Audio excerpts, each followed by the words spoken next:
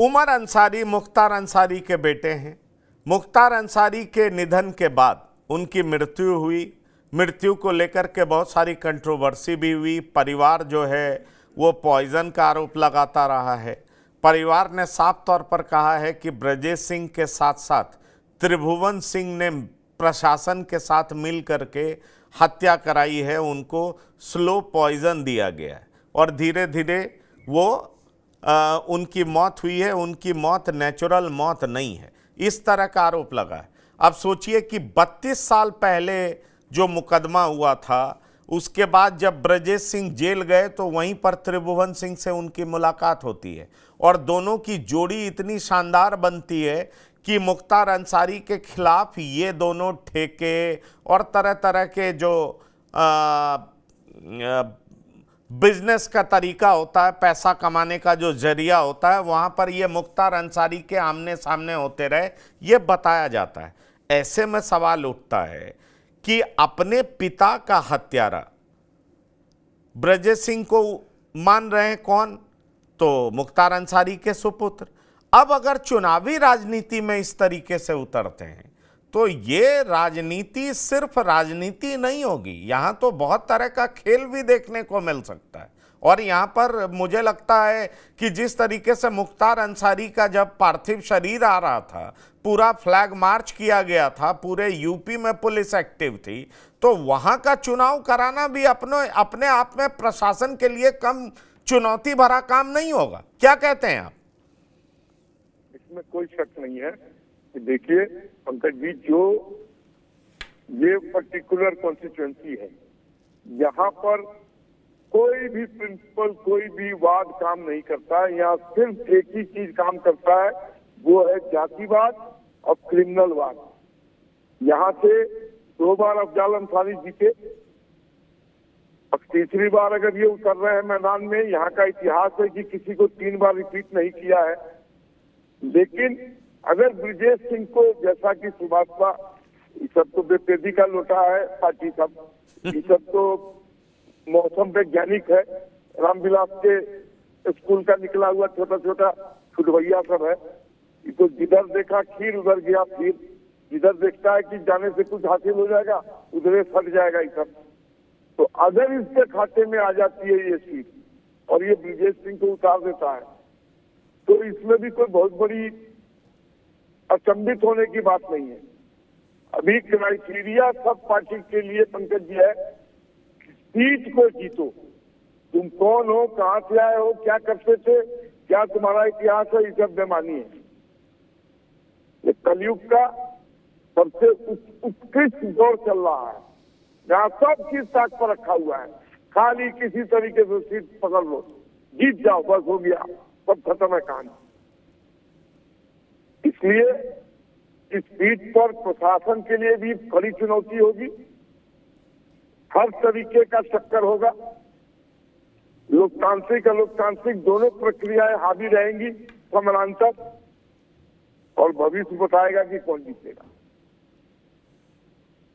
अभी की स्थिति ऐसी है बनी, भविष्य बताएगा। वैसे एक उसरी चट्टी कांड हुआ था 2001 में, मुख्तार वर्सेस ब्रजेश सिंह।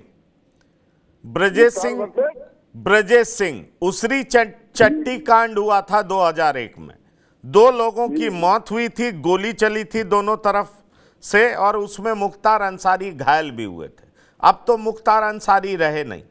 उस समय जो दोनों के बीच में संघर्ष हुआ था वो गोलियों का संघर्ष हुआ था, वर्चस्व की लड़ाई हुई थी। लेकिन इस बार पॉलिटिकल इनकाउंटर होगा, मुझे तो शक है। मेरी जो जानकारी है उस हिसाब से बीजेपी इस सीट को अपने कोटे में रखने जा रही, और बीजेपी के वहां से 2 प्रत्याशी मुख्य तौर पर जिनके नाम लिए जा रहे हैं, एक अभिनव सिन्हा का नाम है और दूसरा सुशील सिंह का नाम है। मुझे नहीं लगता, डॉक्टर सुनील कौशिक आप इस पर बेहतर प्रकाश डालेंगे, कि वाराणसी के बगल का सीट एक तरफ प्रधानमंत्री मोदी चुनाव लड़ रहे होंगे और उनके बगल से ब्रजेश सिंह उम्मीदवार होंगे। मुझे नहीं लगता पीएम मोदी की छवि को किसी तरीके से यह सूट करेगा, और मुझे नहीं लगता कि बीजेपी अपने ऊपर इस तरह का कोई भी तगमा लगाना चाहेगी, खास तौर पर लोकसभा चुनाव से पहले, कि तमाम तरह के प्रहार को बीजेपी को झेलना पड़े। बीजेपी सुशील सिंह को उतार सकती है, अभिनव सिन्हा को उतार सकती है, जिनका नाम चल रहा है। सुभाषपा के अध्यक्ष वैसे भी बड़ बोले हैं, कई बार अपने बयानों से वो हमेशा मीडिया में बने रहते हैं और हम लोग डिस्कस भी करते हैं उनको, चाहे वो सपा के साथ रहे हों, चाहे एनडीए में रहे हों। लेकिन जो मेरे पास जानकारी है वो यही है कि अभिनव सिन्हा या सुशील सिंह बीजेपी से उम्मीदवार हो सकते हैं। नहीं देखो पंकज जी, ये तो मैं भी कह रहा था कि बीजेपी इतना बड़ा रिस्क वहाँ नहीं लेगी, लेकिन कभी कभी क्या होता है ना, ताकत का संतुलन बनाए रखने के लिए जो मुख्तार अंसारी के बाद जो वहाँ माहौल दिखा, निश्चित तौर से भारतीय जनता पार्टी की सरकार और भाजपा स्वयं संतुलन बनाने का काम तो करेगी। और संतुलन कैसे बनेगा, सामने ला करके बनेगा, पीछे से लगेगा। अब चाहे ब्रजेश सिंह हो चाहे अन्य हो, अब इनकी इतनी हैसियत तो नहीं है कि सरकार के खिलाफ या भाजपा के खिलाफ सीधा खुल के सामने आए, लेकिन कूटनीतिक तरीके से पीछे के प्रदेश से ब्रजेश सिंह का सहयोग चाहिए भी भाजपा को, लेगी भाजपा ओम प्रकाश राजभर के जरिए ले या सीधे भी तमाम नेताओं के ब्रजेश सिंह से संबंध है, वहाँ इसमें कोई कहने की दो राय नहीं है। लेकिन हाँ, ये बिल्कुल आप सही कह रहे हैं कि बगल का क्षेत्र है प्रधानमंत्री का, और तमाम ऐसे आरोप नहीं लगाना चाहेगी भारतीय जनता पार्टी। देखिए, दूसरा महिला खिलाड़ियों को लेकर के आपने देखा, बड़ा सशक्त बीजेपी ने कदम उठाया कि उनको टिकट नहीं दी है। लेकिन अब ऐसा भी नहीं है कि बीजेपी ने टिकट नहीं दिया तो वो आराम से मान गए होंगे, आराम से तो नहीं माने होंगे, लेकिन बैठ के बंद कमरे में या पीछे से क्या तय हुआ होगा, ये तो मुझे लगता है लोकसभा के चुनाव के बाद ही खुल के आएगा कि राज्यसभा भेजा जाए या अन्य कोई ऐसी बड़ी जिम्मेदारी उनको दी जाए, क्योंकि वो एक ऐसे नेता तो नहीं है कि आराम से प्यार से मानने वाले हैं। तो ऐसी स्थिति में गाजीपुर सीट पर क्या हो गई, ओम प्रकाश राजभर जी को फिर मैं कह रहा हूँ कि सामने करके भारतीय जनता पार्टी आंकना चाहती है, देखना चाहती है कि प्रतिक्रियाएँ क्या आती हैं क्या नहीं आती हैं। लेकिन बिल्कुल निश्चिंत इस बात को मानिए कि भारतीय जनता पार्टी की टिकट पर तो ब्रजेश सिंह नहीं लड़ेंगे, न आदित्य योगीनाथ चाहेंगे, न प्रधानमंत्री चाहेंगे, न बीजेपी का उत्तर प्रदेश का नेतृत्व भी नहीं चाहेगा। लेकिन एक जगह ऐसी है जहाँ हो सकता है कि वहाँ से हरी झंडी मिल जाए और वो सीधे अमित शाह जी, ओम प्रकाश राजभर जी ले जा करके कोई बड़ी मीटिंग करा दें, कोई बड़ी व्यवस्था ऐसी वहाँ हो कि आसपास की सीटों पर क्या हो सकता है। लेकिन फिर भी मुझे लगता है कि अमित शाह जी के यहाँ भी बात हो तो सीधे भारतीय जनता पार्टी को नहीं, हो सकता है कि ओम प्रकाश राजभर जी की पार्टी से टिकट दे करके राजनीतिक और ताकत का जो संतुलन बनाने का काम करेगा, वो भी मुझे लगता है भारतीय जनता पार्टी ओम प्रकाश राजभर जी के कंधों पर बंदूक रख के चलाने का प्रयास करेगी।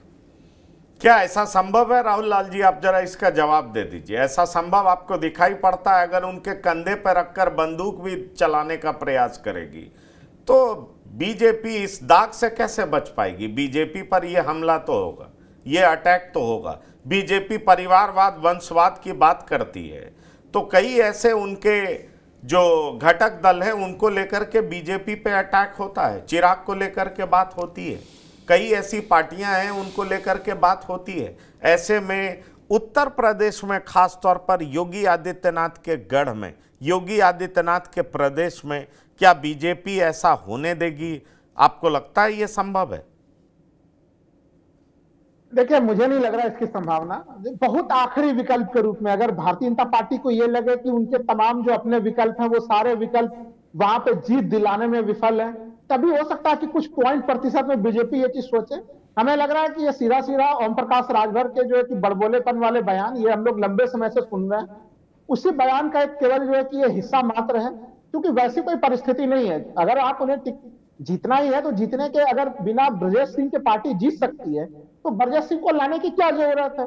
भारतीय जनता पार्टी को देखिए, चुनाव केवल जो है कि पूर्वांचल में नहीं लड़ना, उन्हें बिहार में भी चुनाव लड़ना है, पूरे नेशनल स्तर पे वो चुनाव लड़ना है। वैसे स्थिति में पुराने ही चीजों के घटक दलों के पुराने मामलों पर जवाब देने में बीजेपी, मैं आपकी इस बात से सहमत हूं कि बीजेपी काफी रक्षात्मक होती है। उनके पास परिवारवाद के मामले पर ही वो घिर जाते हैं, भ्रष्टाचार के मामले पे वो सहयोगियों के संदर्भ में भी घिर जाता है, अपने जो पार्टी के अपने भीतर के नेता है उस संदर्भ में तो घिरता है, जो सहयोगी दल है वहां पे भी पार्टी घिर जाती है। तो वैसे स्थिति में नए नए आरोप वो क्यों लेगी? और दूसरी एक पॉइंट ये भी है, उत्तर प्रदेश में जो समीकरण है मुस्लिम वोटों को लेके कि अभी हम लोग देख रहे हैं कि पश्चिमी यूपी में कई सारे जगह ऐसे दिख रहे हैं कि हो सकता है वहां पे अगर बहुजन समाज पार्टी मजबूती से मुकाबला लड़े तो कुछ जगहों पे वोटों का बिखराव हो सकता है। और वैसे भी एक गठबंधन लेके आ गए पटेल के साथ, जो है पल्लवी पटेल के साथ, उन जगहों पे भी हो सकता है कुछ बंटवारा करने के प्रयास हो। लेकिन अगर आप ब्रजेश सिंह को सीधे वहां पे आप टिकट देते हैं गाजीपुर में, और वो लड़ाई जो है कि ब्रजेश सिंह बनाम जो अफजल अंसारी कराने का प्रयास करते हैं, तो फिर मुस्लिम वोटों का बिखराव, जो कि भारतीय जनता पार्टी जरूर चाह रहे होगी कि विपक्षी वोटों का बिखराव भी हो, वो बिखराव कराना भी मुश्किल हो जाएगा उनका। तो ये भी एक डायमेंशन जो है कि वो सोचना पड़ेगा उसके ऊपर। मुझे नहीं लग रहा, भारतीय जनता पार्टी के पास अच्छे विकल्प मौजूद हैं। उन्हें बाहुबल में बिना कूदे भी है वो बढ़त ले सकते हैं। दूसरे कई विकल्प हैं उनके पास। और घोसी के, मैं पहले भी कह रहा हूं कि घोसी में वो पूरा ध्यान दे दे ओम प्रकाश राजभर, वही उनके राजनीति के लिए ज्यादा बेहतर चीज है। वो अभी भी लगे हुए, वो सीधे सीधे शब्द का प्रयोग कर रहे हैं पंकज जी कि मैं इस जुगाड़ में लगा हुआ हूं कि चलो ठीक है, एक सीट तो मिल ही गया, दूसरा सीट भी उन्हें मिल गया।